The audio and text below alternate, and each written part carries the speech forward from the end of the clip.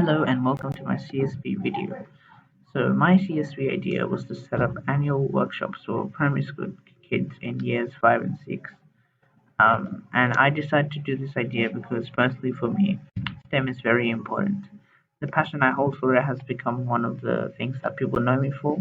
And for me, STEM is something that defines me as a person and allows me to express myself along with my other hobbies and interests, which include watching sitcoms, playing soccer, playing the guitar, and some of my interests are rockets and space.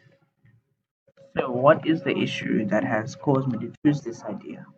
Well, the way STEM is introduced to youth in primary education is quite textbook and narrow. When kids come to high school and they undertake higher level of math and science, they find it quite difficult. This is not because that these subjects are hard per se, but because students feel like they're not interesting.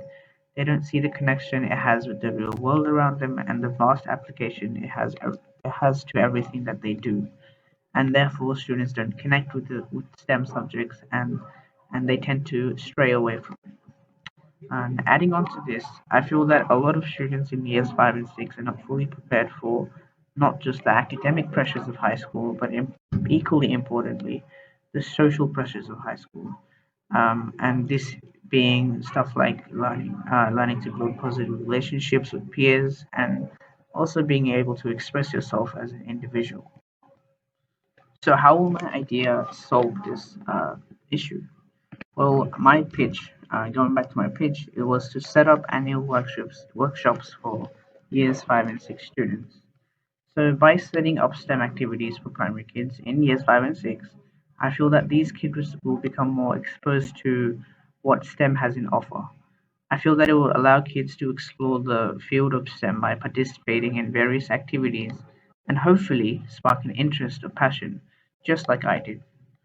This will allow students to connect better with STEM when they move to high school and will also allow them to decide and firm up their career paths in STEM. Adding on to this, students will become more exposed to a new circle of kids their age, and by participating in STEM activities as a team, they'll also develop interpersonal skills and social skills. They will also learn to express themselves as an individual by showing off what they have to contribute as a part of a team member. So the main idea is to hold STEM workshops every year during the school term holidays, specifically from the holidays starting from the start of July to mid-July. The main intention of this workshop is to create awareness about the importance of STEM subjects at an early age through communication with schools, teachers, parents, and obviously students.